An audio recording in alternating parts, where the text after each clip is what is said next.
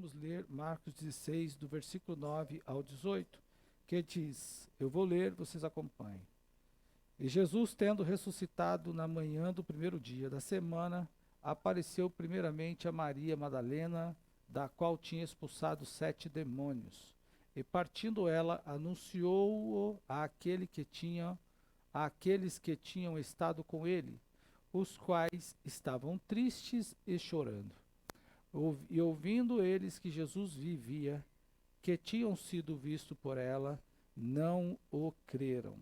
E depois manifestou-se em outra forma a 2 deles que iam de caminho para o campo. E indo estes, anunciaram aos outros, mas nem ainda estes creram. Finalmente apareceu aos 11, estando eles assentados juntamente, e lançou-lhes ao rosto a sua incredulidade e dureza de coração, por não haverem crido nos que tinham já visto ressuscitado. E disse-lhe, ide por todo o mundo e pregai o evangelho a toda criatura. Quem crer e for batizado será salvo, mas quem não crer será condenado. E estes sinais seguirão os que crerem. Em meu nome expulsarão demônios, falarão novas línguas, pegarão nas serpentes, e se beberem alguma coisa mortífera, não lhes fará dano algum.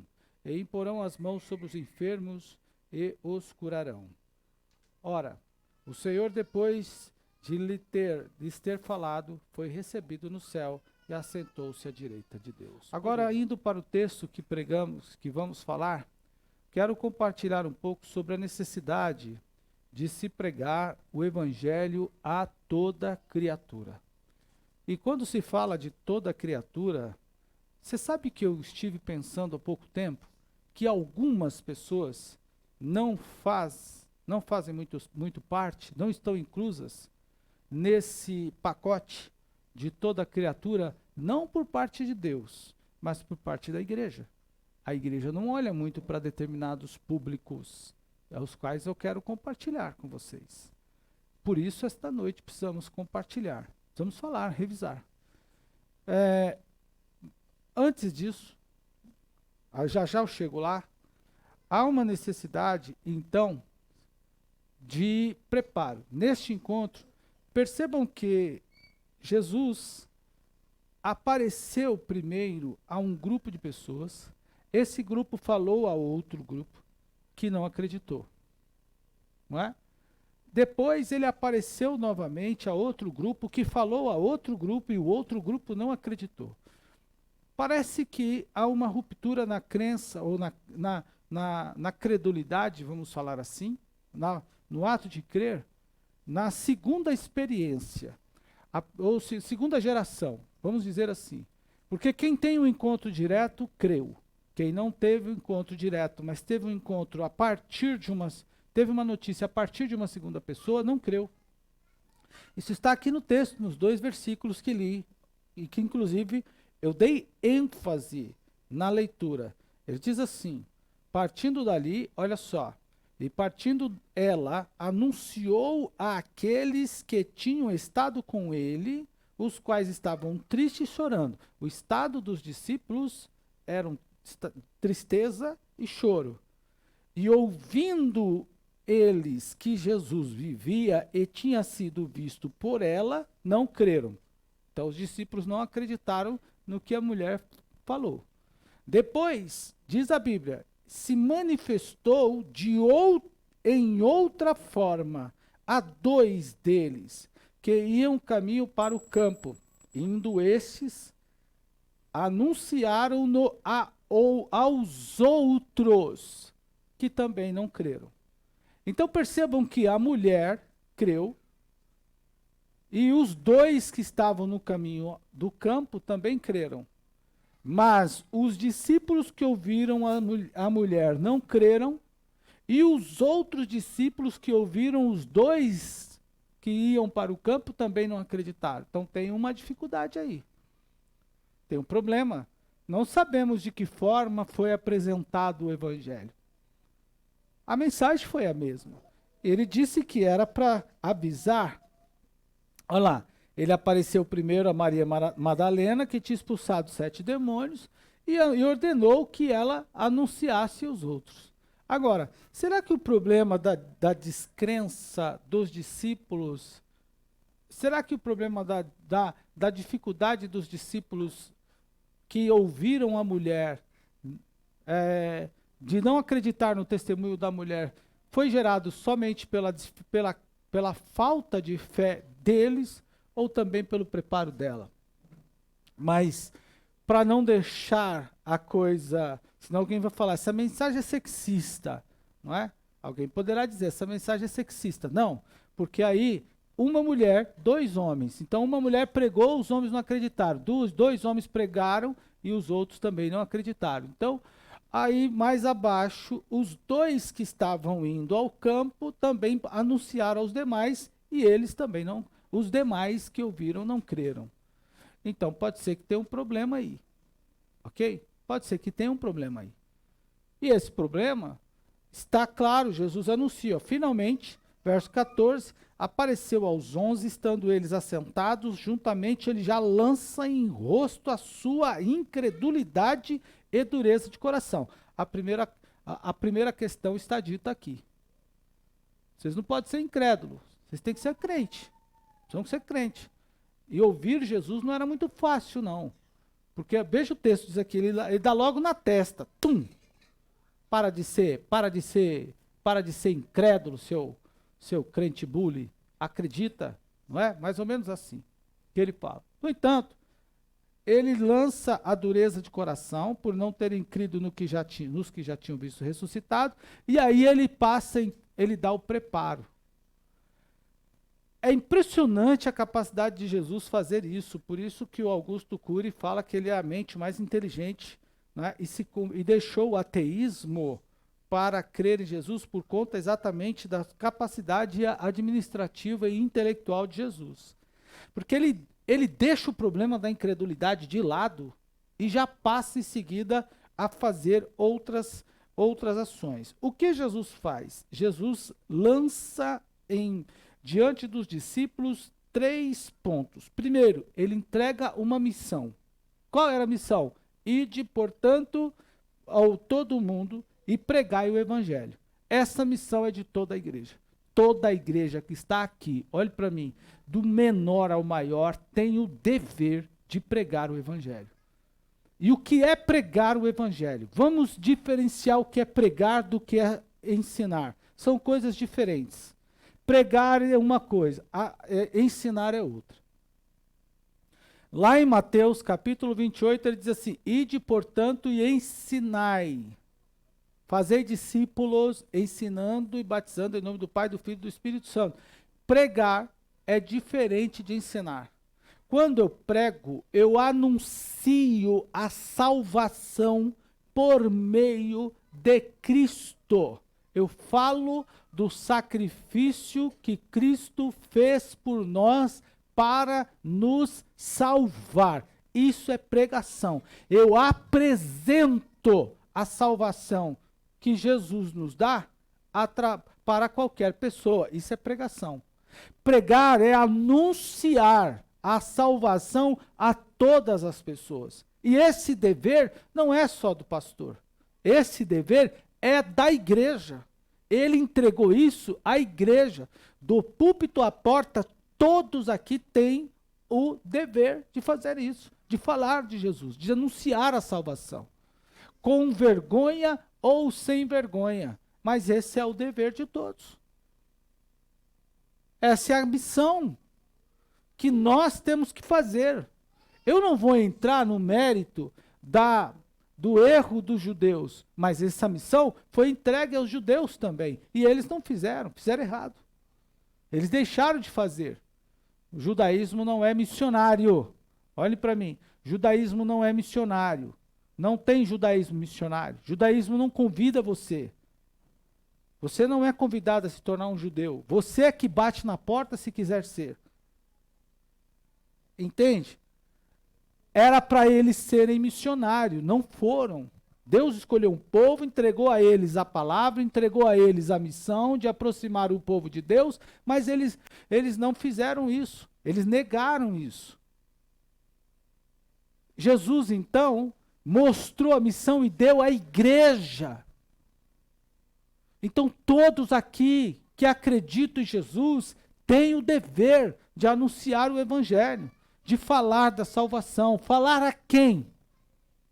Falar para quem? Daqui a pouco nós vamos entrar nesse campo do falar a quem. Primeiro, ele fala sobre a missão. Qual é a missão? Pregar o evangelho. Segundo, ele fala da extensão. Qual é a extensão da nossa missão? A todo mundo. A todo mundo. Ide, portanto, a todo mundo. Então, em qualquer parte do mundo, temos o dever de anunciar. Aqui em São Paulo, nos Estados Unidos, lá no Butão. Ah, pastor, vocês nunca viram falar que tem um país chamado Botão, né? Ou é Butão, é Botão. Butão. Lá no Butão. Tem um país chamado Butão. E olha, um pastor brasileiro chamado José Satiro dos Santos estava na escola dominical, como ele testemunhou, e Deus chamou ele. E disse assim, vai para a Colômbia, você vai ser um missionário lá. E ele foi para a Colômbia. E lá enfrentou as guerrilhas, o tráfico, estabeleceu uma igreja em Calcutá, né? Acho que é isso mesmo. Calcutá ou é Bogotá? Aí estabeleceu a igreja naquela região e ali Deus começou a expandir o trabalho do pastor José Satiro. Hoje, o pastor José Satiro, quando ele contou esse testemunho, ele tinha cerca de 50 igrejas, templo construído lá no Butão, naquelas regiões mais baixas. Existem lugares que a gente nem imagina que se alguém pode ir. Existem igrejas no Afeganistão. Existem igrejas na China. Eu li uma matéria esses dias no programa Começando um Dia com Deus, programa de manhã, sobre o número de pessoas e de Bíblias que estão sendo, pessoas que estão alcançando a Bíblia na China. Por mais que o governo chinês está impedindo a população de ter Bíblia, os crentes estão mandando Bíblias e está aparecendo Bíblia em todos os lugares. As crianças estão lendo mais a Bíblia, jovens estão lendo mais a Bíblia. Eu li no missionário, se eu não me engano, Luiz Esquiriró, não me lembro quem foi, eu não me lembro qual deles, contou-nos que uma pessoa estava evangelizando. Irmãos, aqui temos a Bíblia de capa amarela, vermelha, rosa, de estudo, sem estudo, Bíblia da mulher, do homem, da família, Bíblia da criança, Bíblia do bebê, Bíblia... A gente tem tanta Bíblia que esquece até a Bíblia. Não é? Aí, num desses países que eu estou falando, em que, por exemplo, na Coreia do Norte, uma criança de 2 anos de idade, em 2016, foi condenada à prisão perpétua porque o pai dela tinha uma Bíblia.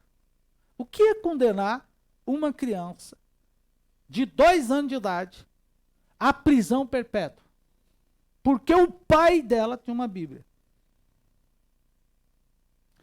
Então, nesses lugares, como conta o irmão André, que eu recomendo que vocês leiam, a Bíblia só entra por contrabando. Por isso que ele recebeu o apelido de contrabandista de Deus. Porque ele contrabandeava Bíblias. Era esse o apelido do irmão André, que faleceu há pouco tempo. Quem não conhece pode ler a história do irmão André, do Portas Abertas, inclusive. Então, você vai nesses lugares de regime fechado ao evangelho, Como é que a Bíblia chega? Um comerciante, olha aqui, se converteu. E o evangelho, irmão, o evangelho chega. Por exemplo, no governo chinês, a internet que nós temos aqui no celular não chega. Essa normal não chega, mas tem outras formas que o povo consegue fazer chegar. E aí vejam bem, um comerciante se converteu, mandou imprimir histórias, notícias em jornal. Irmão, pegou o texto bíblico, transformou o texto bíblico em texto noticioso. Isso dá um trabalho. Eu tenho que pegar o texto e transformar o texto para falar para os adolescentes. Então ele pegou o texto, transformou, contratou um jornalista crente também, parceria. O cara foi transformando todo o texto bíblico em notícia de jornal. E aí veio o cidadão e comprou uma dúzia de banana e o indivíduo embrulhou aquela dúzia de banana naquele papel de jornal. Os irmãos se lembram quando se embrulhava banana no jornal? Produto no jornal? Quem se lembra? Quem é da turma que o jornal era utilizado para embalar fruta na feira? Levanta a mão aí, deixa eu ver os acima dos 50 aí. Olha, agora tá...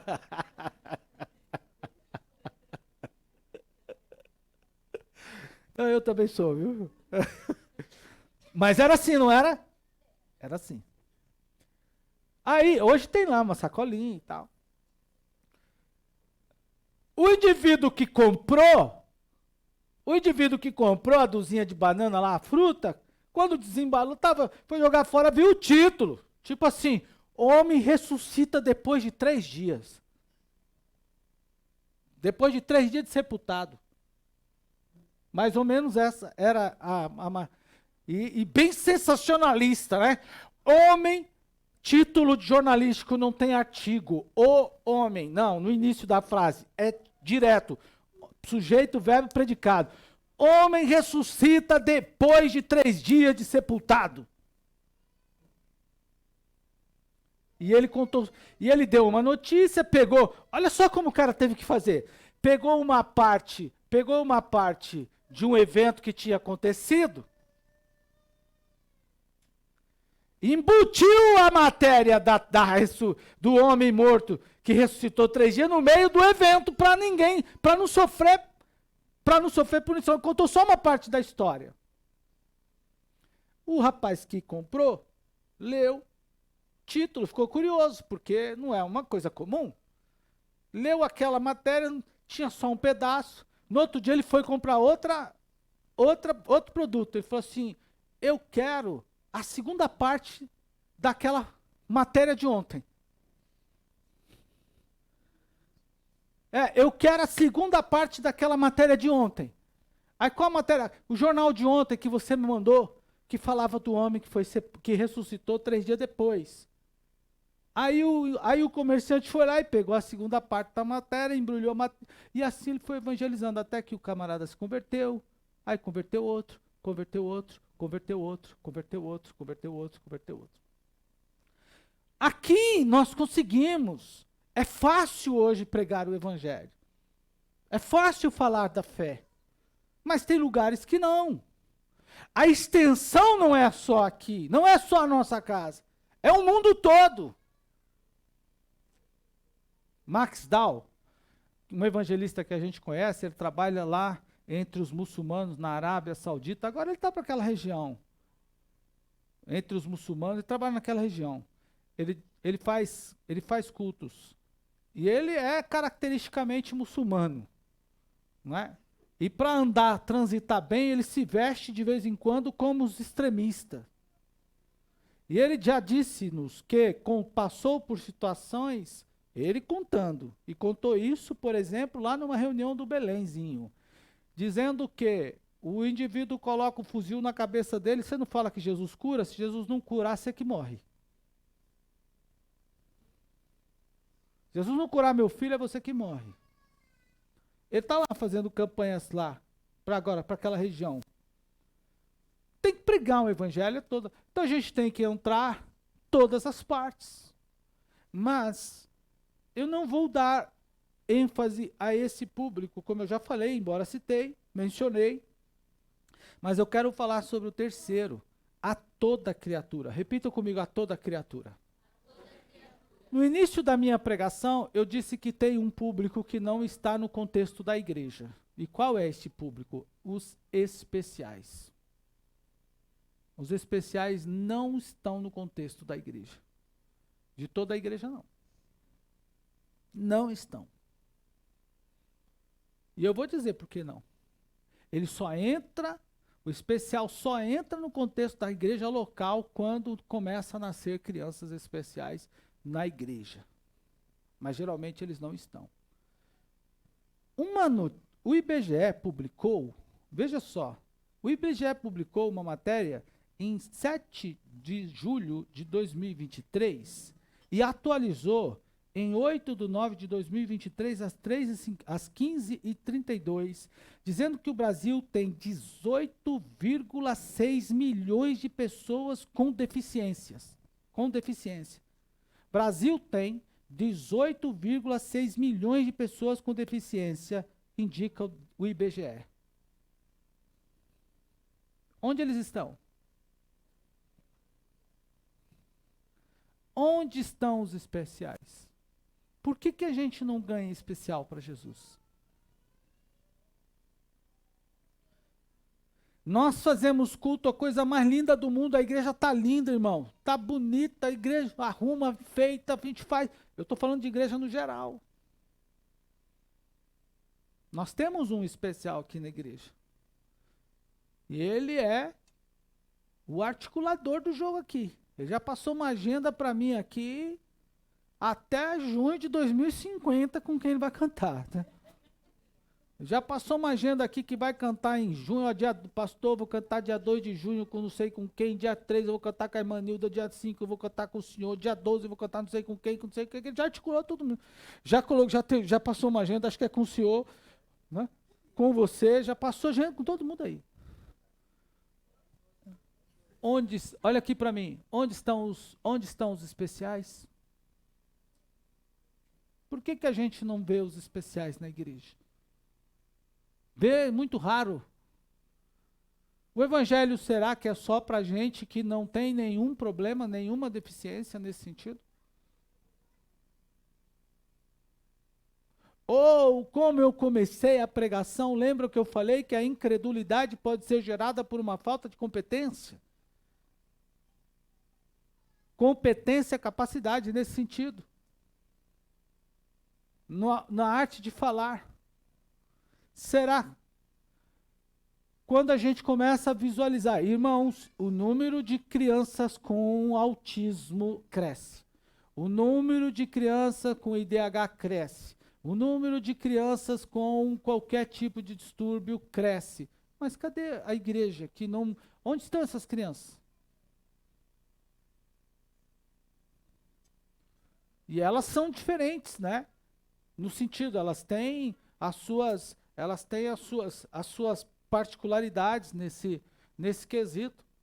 Mas a gente faz o quê? Tem uma criança com síndrome de Down, que eu estou evangelizando, ela faz tempo, ela dá língua para mim.